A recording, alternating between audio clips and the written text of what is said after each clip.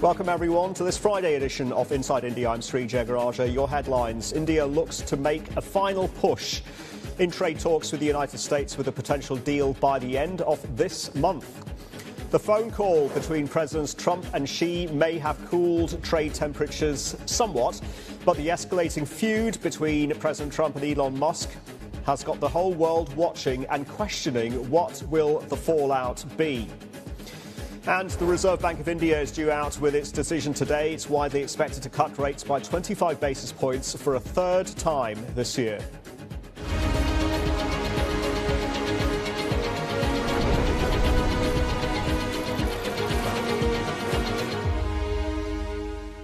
Let's get a state of play in the Asian markets as we round off the week. And remember as well, US non-farm payrolls for the month of May are going to be quite critical in terms of Fed expectations. What that does to dollar and yields, of course, will wash out into the global markets and macro. But in the here and now, these markets in our APAC region are looking quite directionless and perhaps cautious just ahead of the payrolls and the toing and froing on the tariff headline front. The Nikkei and the Shanghai Composite are in the money only just, and we are looking flat to lower for Australia and North Asia with the TAIEX and the Hang Seng off by 0.2%.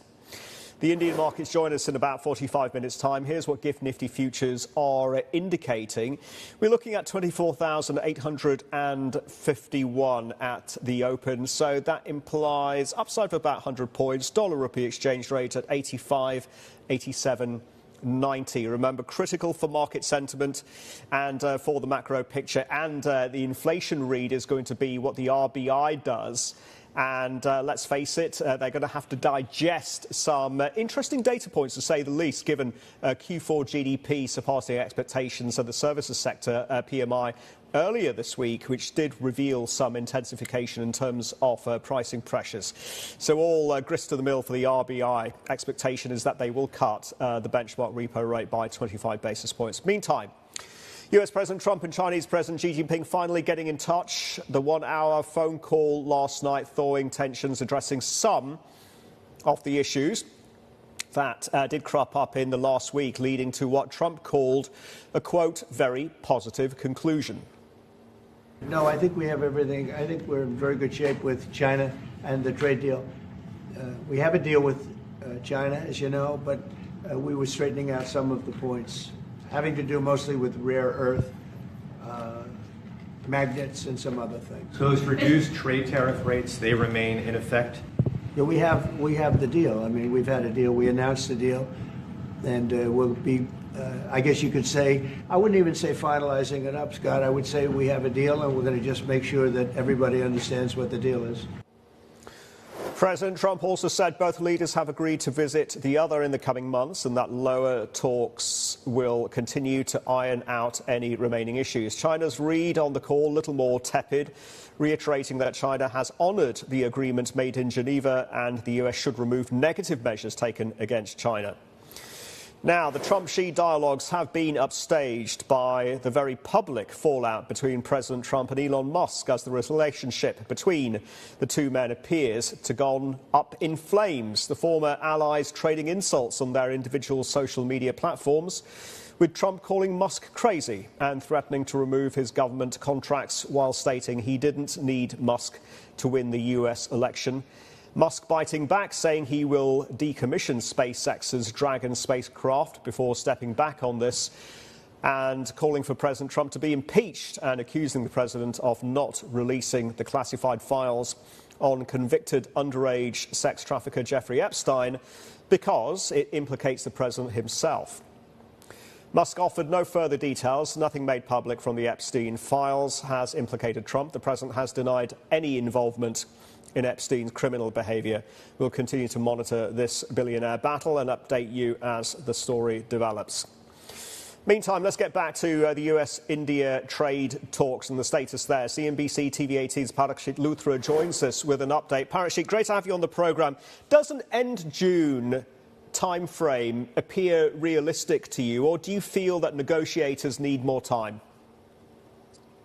Are we there with the trade deal? As yet, the answer is no. We've been told by top sources in the government that some of the substantive issues are yet to be agreed upon. What are those? India is essentially seeking that US return to the pre-2nd April scenario as far as tariffs with certain materials, certain products produced by labor-intensive sectors, by MSMEs in India go. Currently, the US wants to impose a baseline tariff of 10% on all Indian goods. So India wants tariffs to be reduced on certain product lines which are important for us, such as the footwear sector, the textile sector, the garment sector, for that matter, furniture for that matter as well. So we need assurances also on that. Secondly, if the US goes ahead and imposes a 10% tariff on Indian goods, we would still want more preferential access compared to US's other allies, partners, and countries such as Vietnam, Cambodia, and Indonesia. So all those points are yet to be agreed upon, but we're told that both sides are actually very optimistic about reaching some sort of agreement, an interim trade deal, by the end of the month. Parakshit, does Starlink's rollout and expansion in India possibly get set back because of this very public implosion in the relationship between President Trump and Elon Musk? Well, yes, definitely. There is a point that the Indian government will now have to consider. Earlier, you had Elon Musk, who was almost a part of the Trump administration. He was called Donald Trump's biggest economic advisor outside the White House, so to say. Having said that, the approvals for Starlink are now in very advanced stages. Starlink has also tied up with two of India's biggest telecom companies, such as Reliance and also Bharti Airtel. So Starlink, is quite imminent in terms of having a launch in India. But what happens to the final clearances now as a result of the spat between Trump and Musk? That is something that remains to be seen. On the Tesla cars coming into India, that so much does not depend on the United States trade deal, because Musk's plan and Tesla's plan to get cars into India is from Europe, from Berlin, and not from the United States. So a lot will depend on how the India-EU FTA pans out. And over there, things are progressing quite well. And both sides want to have an early trade deal or a complete trade deal before the deadline this year. So it's quite clear that Tesla's plan to enter India for sales operation is on track. They've hired 2 showroom spaces in Mumbai, 1 showroom space in Delhi. They are hiring engineers, showroom operators, charging engineers. So all of that remains in place. And it's quite possible that we may see Tesla cars formally entering the Indian market sometime later this year. Yes, it's interesting, isn't it, Parakshit? Because I think it's the CFO, the Indian origin CFO of Tesla, was talking about a cautious, is how he characterised the entry into India. So let's see how all of that develops and whether a trade deal could supercharge further FDA. Parakshit, excellent report. Thank you very much indeed for that, sir. Now, I did speak to Gautam Chacharia from UBS yesterday about a possible timeline for a US-India trade deal. Here's what he told me. Typically, these trade deals are negotiated over years rather than months, but there's been enough positive noise coming from both sides that an early deal is feasible. So India has been more talking about later in the year, while the US has been talking about June, July. So tough to say. I think it's quite possible we have some kind of an early deal to take care of the looming tariff deadline, and then there could be some more details coming out later on. Let's get into the prospects for an India-US bilateral trade agreement. Delighted to say a good friend of the network, Rachel Ziemba, joins us now, founder of Ziemba Insights. Rachel, great to have you on Inside India, and welcome. On balance, do you feel that India is in the front of the queue in terms of a BTA with the US? Sri, such a pleasure to be with you, and such an important topic. I do think that India is one of the countries the U.S. would really like to do a deal with. Right. We saw India being one of the first countries that established not just a sort of almost trade memorandum of understanding, but a broader economic partnership. There are geostrategic interests at play here. I do think there's a lot of intention on both sides. But as I think your colleagues highlighted, there's a lot of hard work ahead too here. At the moment, we only have a preliminary deal with one country, the United Kingdom. which we've already seen some elements of the U.S. going back a little bit on some of their promises on the tariff side. So I'm optimistic some sort of deal will be announced, but I think it might be a deal to negotiate further as the two countries work out some of the details. Great point, Rachel. A lot of hard work ahead, and that's consistent with what Parakshit was talking about on the ground in New Delhi. There are still some substantive issues that both sides need to work through. Howard Lutnick's, the atmospherics though, Howard Lutnick's recent remarks of a US-India trade deal in the not-too-distant future, they do signal confidence, but do you feel that they could be signalling a degree of desperation? Time is running out. There are legal challenges to tariffs now.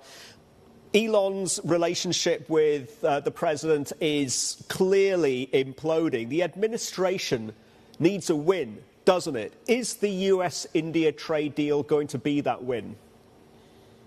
It could be, again, back to I don't want to overstate sort of what we learned from the US-UK agreement to have a deal, but that also came at a time of some pressure and stress.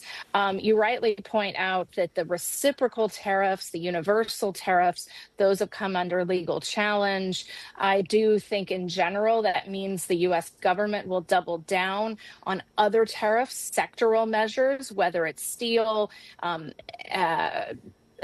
auto sector, pharmaceuticals, other sectoral tariffs. Those are on somewhat stronger legal bearing.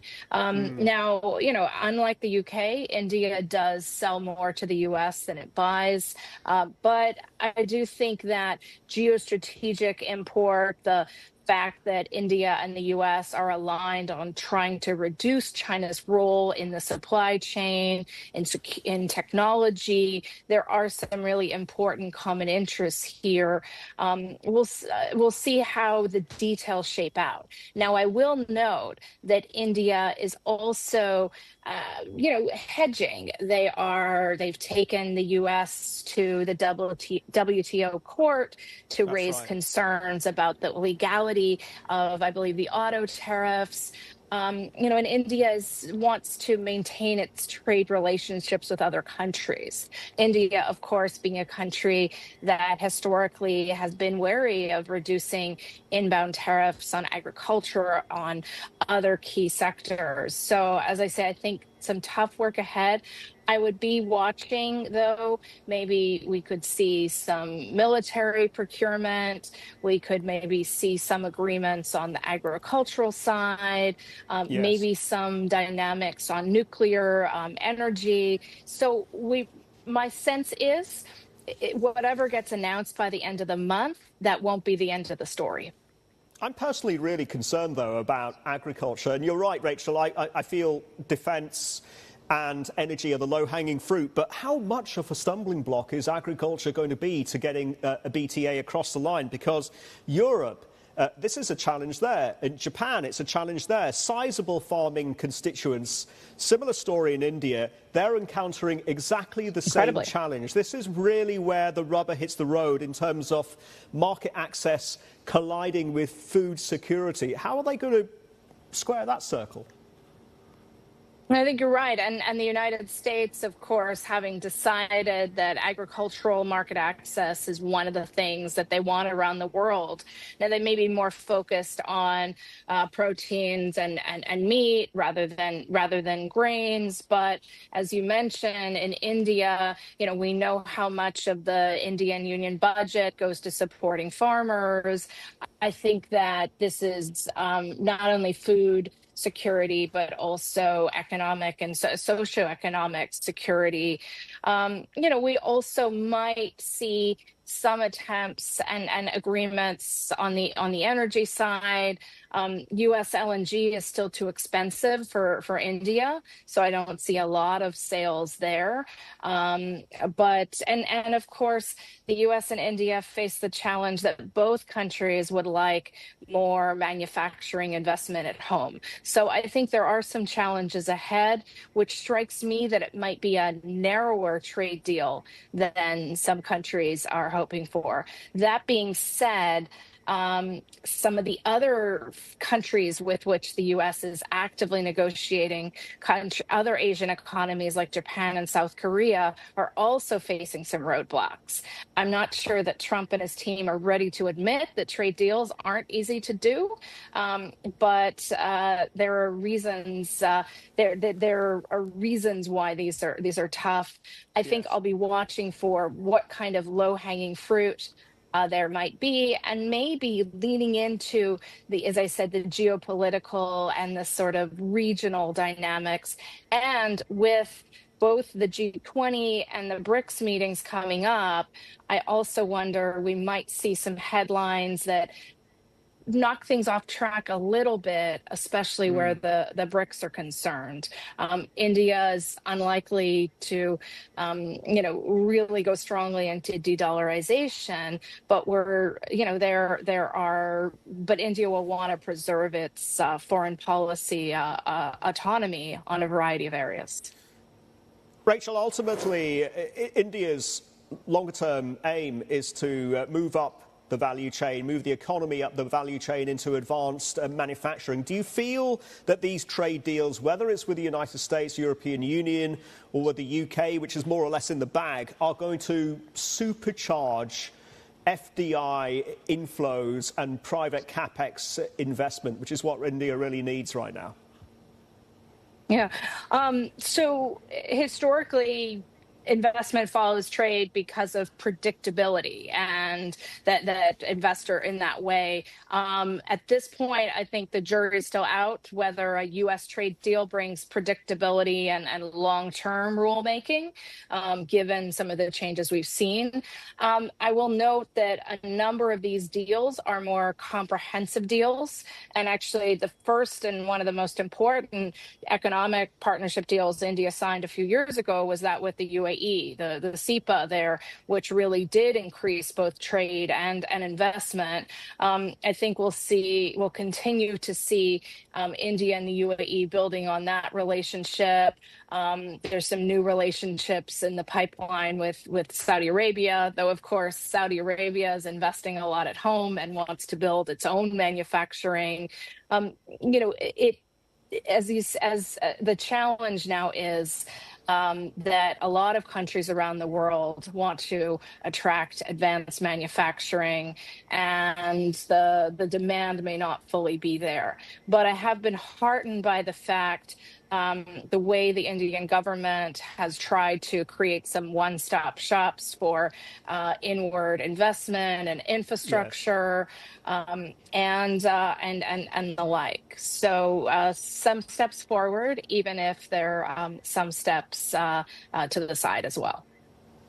Agriculture being a big one. Rachel, ultimately, do you think that we will see this deal being concluded by the end of June, or is that a rather tight time frame? Does October seem more realistic? We've been hearing a lot about a deal by Diwali, and that coinciding with Secretary Hegseth and possibly even the president himself in India to put the proverbial icing on the cake and sign it, and that coinciding with an expansion of the Quad, or consolidating the Quad.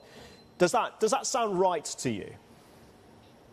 I think it makes sense to me. I think we could see some sort of agreement to have a deeper deal later this month. That's a tight time frame. And there's a lot of things going on with other countries in that timeline as well.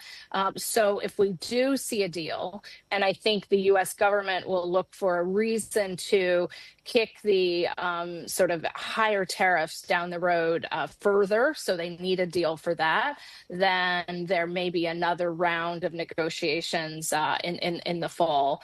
And I think you're right that whatever the kind of deal we have this is going to have geopolitical and strategic, overtones.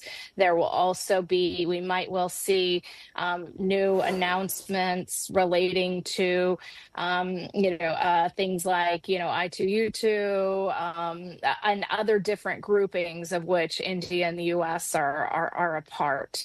But I doubt we're going to see a fully signed up trade agreement by the end of the month.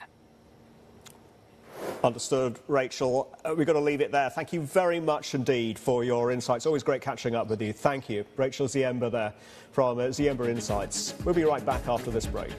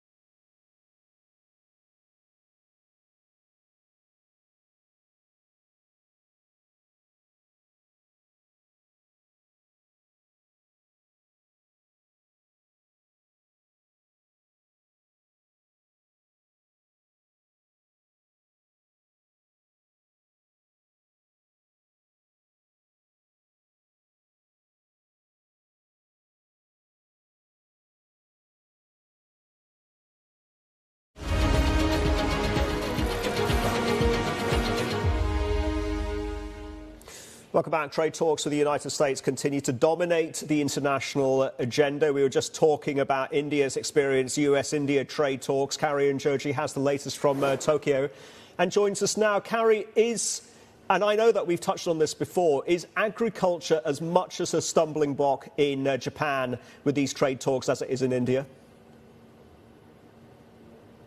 Well, probably not is my guess, because no matter how much agricultural produce you import from the United States, it is not going to make a dent in the 9 trillion yen surplus that Japan has with the United States. So I think it would have to be part and parcel of a bigger package. But having said that, the lead trade negotiator, Mr. Akazawa, is accumulating a lot of mileage, because this is 3 weeks in a row that he's back in Washington to try and hammer out a deal as the deadline looms ahead of the G7, which is when President Trump and Prime Minister Ishiba will meet, regardless of what has been inked between the two countries. I think tariffs are important. The non-tariff barriers are also important. But I think it's reached a point where if it's creating bottlenecks in the supply chain, this is going to create longer-term headaches for Japan. And I think the Japanese side is keen to address those issues and possibly present it as a way out for the U.S. if it is trying to negotiate with the Chinese as well. So I think some kind of security issue will be on the agenda in terms of negotiating. So it's not just purely a tariffs and trade deal per se, I think, between the U.S. and Japan right now. But needless to say, the ultimate goal, of course, is to lower the tariffs on the automobile sector, which is critical for Japan's economy as a whole. But more on the Vietnam negotiations and the trade dispute there. Let's head out to JP. Yeah, good morning to you, Kaori. And when it comes to trade talks, it seems Vietnam is in the same boat, and they're saying same seas. They want to actually hold these negotiations with the United States, and it will take off sometime later next week. We don't know if it's going to be a Thursday or a Friday, and we don't know what the exact expected outcomes will be, but it seems that based off of recent negotiations or discussions between Vietnamese Trade Minister Nguyen Hong Dien and Trade Representative of the United States, Jeremy Greer, it will be set up next week to try at least race against the clock, because we know the 90-day reprieve will expire sometime in early July. And right now, Vietnam faces some of the highest tariffs in Southeast Asia, with about 46% that could be levied on their exports to the United States. And that's also because Vietnam has one of the biggest trade surpluses vis-a-vis that of the United States, of over $100 billion US at the moment. Now, one thing that they'll have to address perhaps also is the non-tariff barriers. And one thing that was also brought up by U.S. Commerce Secretary Howard Lutnick is also they are actually asking Hanoi to try and lessen their dependence and the growing trade and economic linkages with China, because there are suspicions that China is using Vietnam as a backdoor for some of their products to go to the United States, and they want to at least lessen that growing economic relationship between Beijing and Hanoi. Whether or not this will be resolved by that time, it remains to be seen. But again, when you're trying to at least decouple yourself from one particular economic power and also try to address a very, very big trade balance with the other, it means that there's a lot on the plate for Vietnam when these talks occur sometime later next week. Meanwhile, a Japanese space mission has lost contact with its moon lander. Lin, it is not looking good, it seems. Yeah, indeed, JP. Second time was not the charm for iSpace's Resilience unmanned spacecraft. 5 hours after this spacecraft was scheduled to land on the surface of the moon, we heard from the CEO in a press conference where he confirmed that the company had lost contact with the spacecraft and that in all likelihood it had suffered a hard landing for the second time, although we don't know the reason. Now, iSpace, this Japanese startup, is one of quite a few we've seen that have emerged in recent years, basically looking to send payloads or deliveries to the moon on behalf of government agencies, looking to basically explore the moon for potential purposes like mineral exploration as well. So this is certainly a setback, and if we look at the share price as well, there's been an overwhelming glut of sell orders. We're expecting that the company's share price will fall to the daily limit, keeping in mind it had more than doubled this year on expectations around this second mission as well. And earlier I did speak to a portfolio manager that had previously had a position in the company but had exited. His view, though, is that it's very difficult and that he still believes in the technology. Of course, the proof will be in the pudding. Now, Inside India is taking a short break. We'll be right back.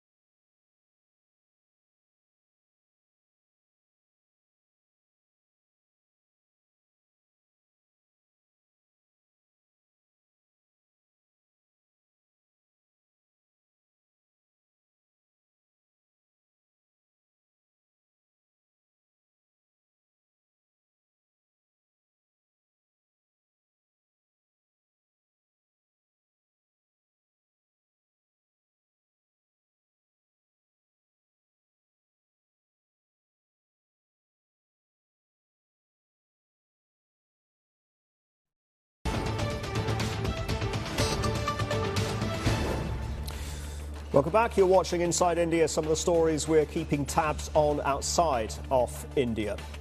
Stablecoin issuer Circle Internet Group made a smashing debut on the NYSE on Thursday, with shares opening more than double its IPO price. Circle raised over $1 billion in the upsized IPO, boosting hopes for more crypto companies to go public. It's the biggest crypto IPO since Coinbase in 2021, signalling a strong comeback for digital assets under the current US administration's friendlier regulatory environment, particularly for stablecoin. We'll discuss that later on in the programme. And Lululemon beating first quarter earnings expectations but slashing full year guidance, sending its shares tumbling 23% after the bell. The athleisure retailer citing a challenging macro environment and more cautious consumer spending. It plans modest price increases to its already premium products to offset the tariff impact. Semiconductor manufacturer Broadcom beat expectations with second quarter revenue of $15 billion, driven by strong demand for its AI and networking chips.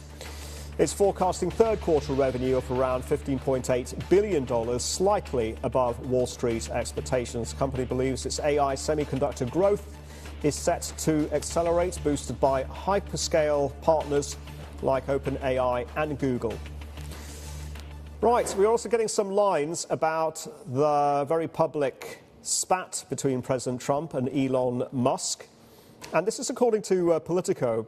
President Trump told Politico, "Oh, it's okay, and it's going very well. Never done better," when asked about his public breakup with billionaire Tesla CEO Elon Musk. That's according to Politico on Thursday. And White House aides have scheduled a call on Friday with Musk and President Trump, you would imagine, to broker a peace, is how Politico is describing it, according to those reports. Right, so we are counting down to the market open in India. Let's take a look at futures. This is how we are shaping up. And GIFT Nifty futures are implying an opening number in the realm of 24,851.50, so that would suggest a bump up of about 100 points. Dollar-rupee exchange rate sitting rather flat at 85.70. We're just under an hour away from the RBI decision, remember, as well. That's important for the Indian macro market. CNBC TV 18's Ritu Singh joins us now with a preview. What can we expect, Ritu? And is 25 basis point cut really a foregone conclusion, or is there a non-trivial risk that we could see a 50-pointer?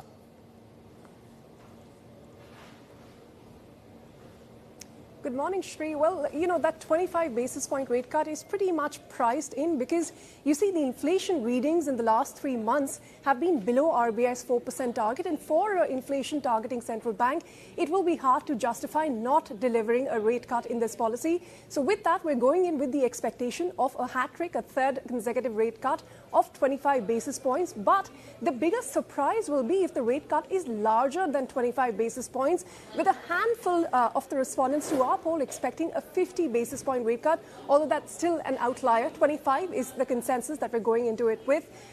Beyond this, the market is priced in a total additional rate cut of 50 to 75 basis points. Then that means we're looking at a terminal repo rate of 5.5 to 5.75% going ahead from here. And that would mark one of the shallowest rate cutting cycle and the shortest that we've seen in over a decade. The other things that the market will really watch out for is the forecast on the macro front. So the GDP, for instance, for FY26, that is currently forecast at 6.5%. Largely, the market expects that to be left unchanged. However, if there is a downward revision, that is something that will indicate, whether that will give the markets hope, rather, that there would be a steeper rate cut cycle. On the inflation front, though, most are confident that there could be a lowering of the forecast, currently at 4% for the financial year. But according to most of the economists on the street, it is likely to actually come in at 3.5% CPI. So there is likely to be a downward downward revision on that front. Apart from that, not much is expected on liquidity. That is not really the remit of the monetary policy. It's more the RBI, and RBI has already done quite a lot. So nothing specific is expected in this policy. So we're going in bottom line with the expectation of the rate cut, but it is not just the cut that the street will watch out for. There's much more that's expected on the prudential measures front, anything on gold loan rules, the liquidity framework, or rules regarding the NBFCs. That's also something that the street will watch out for. Very comprehensive preview. Thank you very much indeed for that, Rita. Right, let's get more on what to expect from the RBI. Nilesh Shah joins us now, Managing Director of Kotak AMC. Nilesh, the RBI has in the past had a tendency to surprise the markets. What are the prospects then for a 50-pointer? I don't think so. There is possibility of a 50 basis point rate cut. Growth is good. Inflation is well under control. Banking system is reasonably in good shape. When everything is going good, why unnecessarily play your card? Street is expecting 25 basis point. It's better to meet that expectation and give a dovish language rather than give a jumbo rate cut of 50 basis point.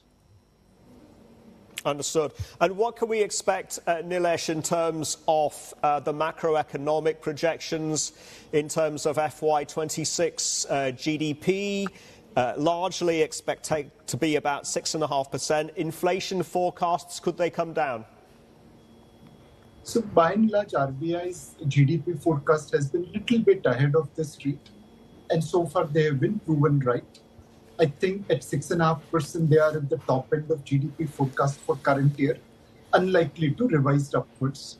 Inflation number at 4%, street is reasonably below that number. My feeling is that if they want to give the confidence to the market about dovish language and the dovish future, then they can revise it downwards. Otherwise, 4% is well within the mid-target of RBI's inflation targeting range of 2 to 6%. You can price in some amount of surprises over there. Nilesh, part of this feel-good factor towards the Indian macro and markets has really come down to this perception that we are in a more benign environment as far as inflation is concerned, the trends looking more favourable, given favourable monsoon rains.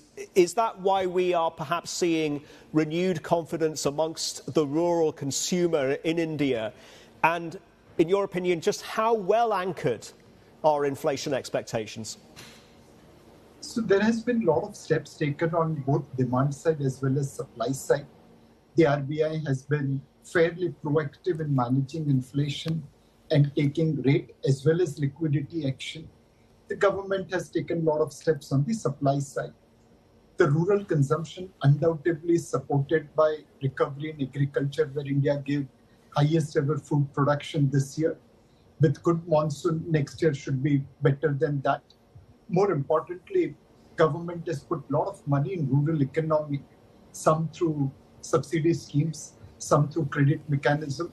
Put together, rural consumption is outpacing urban consumption at this point of time.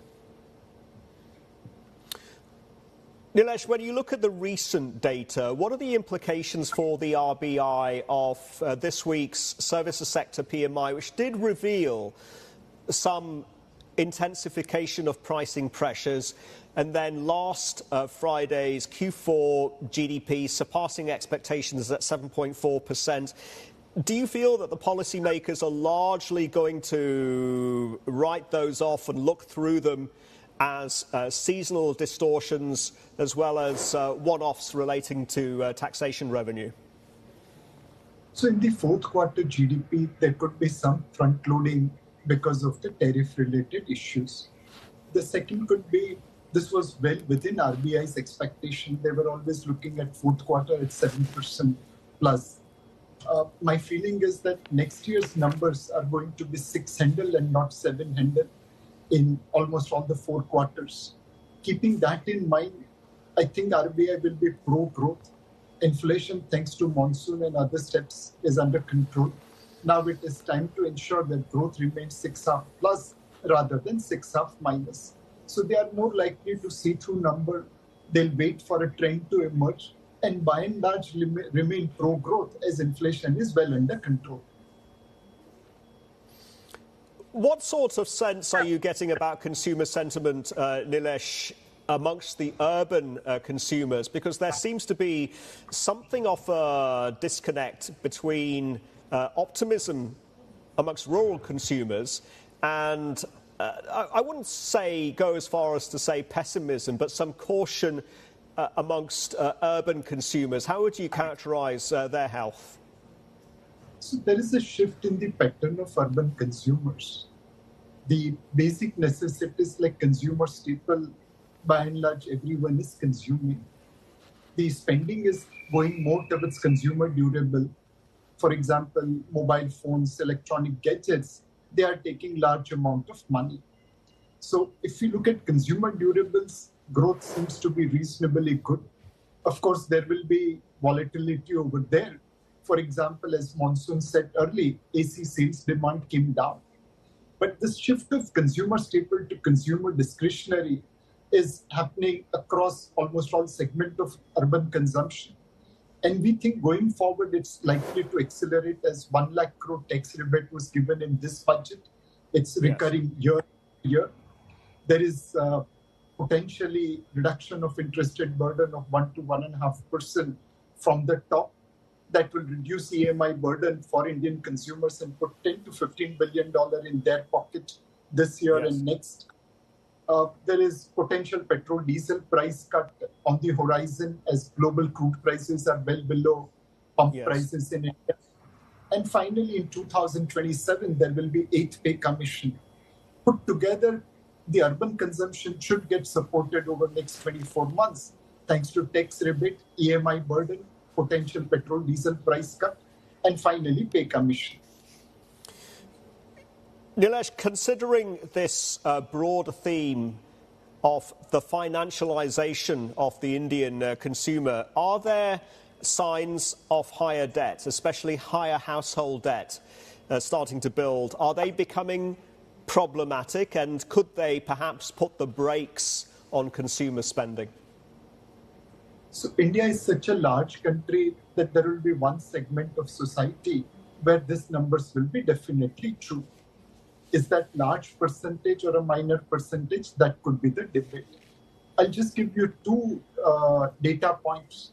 The currency in circulation has gone up substantially over last many years. The increase in debt, if you adjust for increase in currency, doesn't look very large.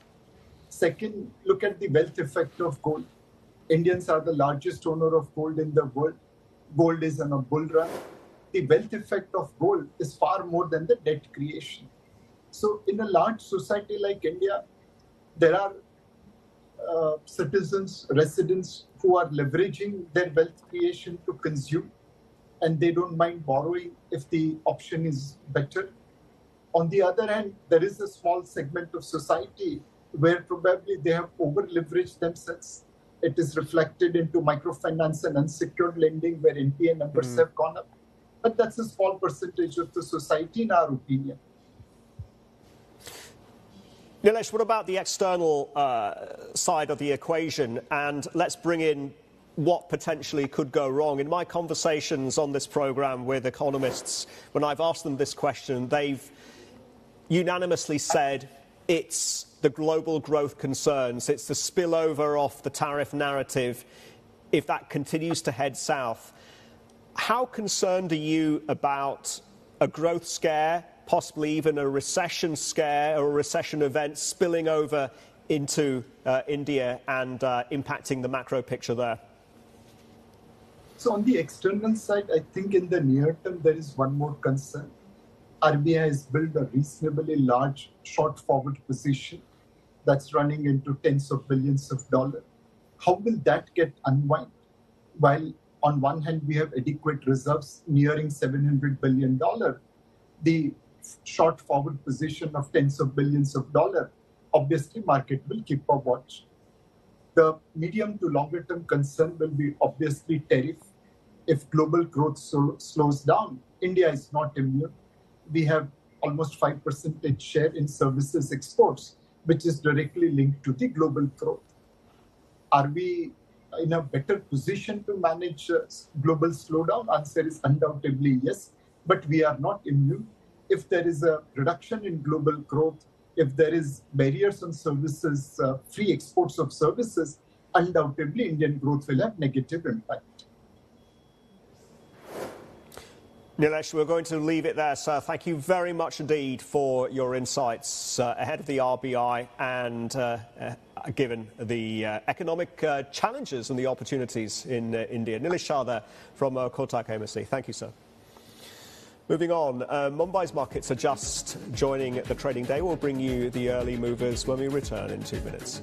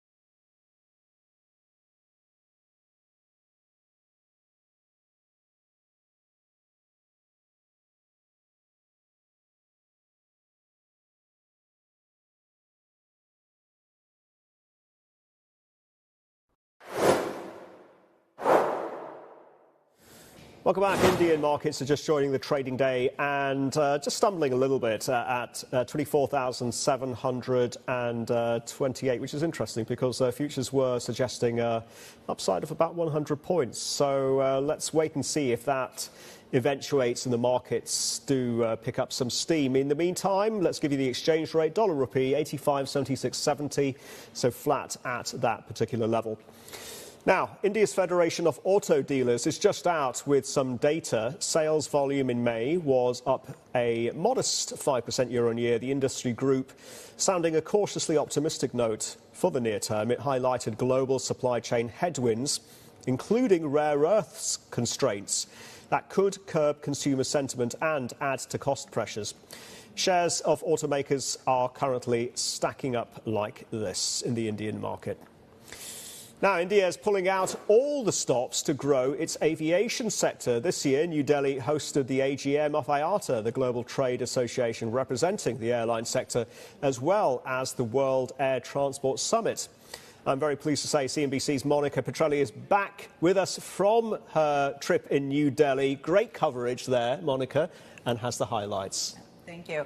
So, yeah, another AGM done and dusted, and if there was one topic that was on the most people's lips, it would have to be, and not a new one, and it seems to be not a problem that's going anywhere soon. It is that global supply chain issue, both at the manufacturing level as well as the parts issue, with many CEOs expressing frustration, to put it mildly, about not being able to get the jets and to get the parts that they want. Many wanting to improve, wanting to refit the interiors of jets and having a difficulty doing that. Others talking about all the jets that they have grounded simply because they can't get the engine maintenance going right now. But this event allowing CEOs to come face to face with some of those engine makers, like Pratt & Whitney, like Rolls-Royce. So that a very important part of this. But a lot of CEOs still maintained a rather rosy outlook, even though we know IATA said that the rest of the financial year will be slightly better than last year, but not nearly as good as it was once expected.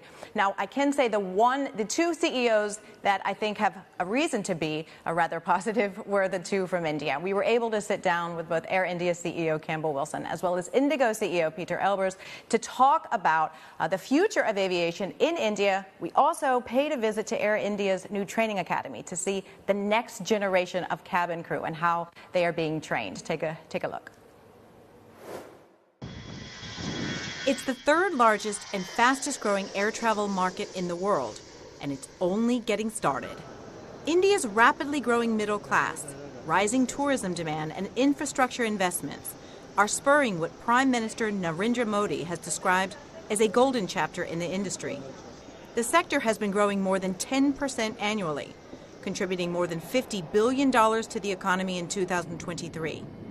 Rather than leveling off, flights are expected to nearly triple in the next 2 decades. We see such massive opportunity in this market. It has a propensity to travel 1/5 that of China today. So if Indians start traveling at the at the intensity of China, it's going to absolutely explode in volume. Indigo is going to double in size by the end of this decade. 1,500 aircraft are on order between two of the country's largest carriers. More planes mean more jobs on top of the existing 7.7 million already working in the sector. People are really a critical part of being able to equip ourselves for the growth which we are expecting in the industry.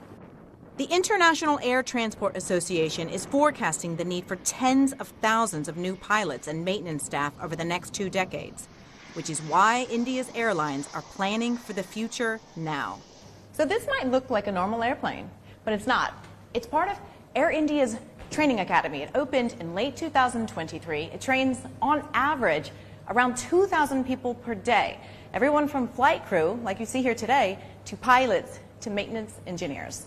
New cabin crew hires, many of whom have never been inside an airport, undergo 2.5 months of training, where they learn everything from pouring wine to putting out fires and preparing passengers for emergencies. Brace! Brace! Later this year, Boeing and Airbus flight simulators will be installed at the facility for its pilot training. Meanwhile, as India's appetite for air connectivity grows, so too will the country's infrastructure needs. The number of airports has more than doubled in the past 10 years, with 50 more set to open by 2030. But these lofty ambitions are not without challenges. India Airlines face high taxation and operational costs, alongside occasional conflict with Pakistan, which can impede international flight routes. On the upside, domestic airfares have dropped 21% in the past 14 years, opening a mode of transport to more of India's residents. Passengers traveling from Delhi to Bengaluru can save 40 hours of travel time versus a train by spending just $20 more. That means that the country's aviation ambitions go beyond building an industry. They stand ready to transform the way Indians travel, work, and move throughout their own country. Now, the new cabin crew hires at Air India undergo about 2.5 months of training, everything from how to wear their uniforms, that means tying the sari at the waist, to what to do with their jackets when they're not on. Never, in fact, throw it over the luggage. But they also go through safety as well as emergency response training and style classes because, you know, Sri, as they say, one of the most powerful advertisements for an airline is the crew when they're walking through an airport. Yeah, and what wonderful ambassadors they are, and they do an extraordinarily tough job. Great report, Monica, and you tied in the supply chain bottlenecks and how India is trying to address them. But where are the Indian airlines and the ecosystem in terms of the sustainable fuel agenda? There's a big part of the conversation is SAF, sustainable aviation fuel. Yeah, so an interesting thing happened on the same day. Earlier in the day, we saw Indigo CEO Peter Elbers talking about the fact that Indigo is not using SAF right now. And he said, what am I going to do? Put it onto a tanker and ship it over to me so I can check a box and say that we're being sustainable? He said it doesn't make sense. And he also said even if India produces it, that would be at the detriment to like feedstock, that what it could be using with that fuel otherwise. Then a few hours later, we saw India's Minister for Civil Aviation saying that India is going all in on SAF, that it is having mandates come 2027 for 1% blending in the fuel that will rise to 5% by 2030. Also saying India to be and is working on becoming a major producer of SAF. So those two messages a bit misaligned. I did get a chance to talk with Elbers about this, and he said his comments were about the here and now. Right now, Indigo's not using it, but he did not foreclose the idea in the future. Yes, it does take some operational changes within the airline itself and some reconfiguration, so it does take time. It's a process. Great work, Monica. Thank you very much indeed for joining me on Inside India. Right, I'm afraid that's all the time that we have today on Inside India. Do keep watching CNBC. You can't get rid of me actually, I'm going to be anchoring Access Middle East coming up next.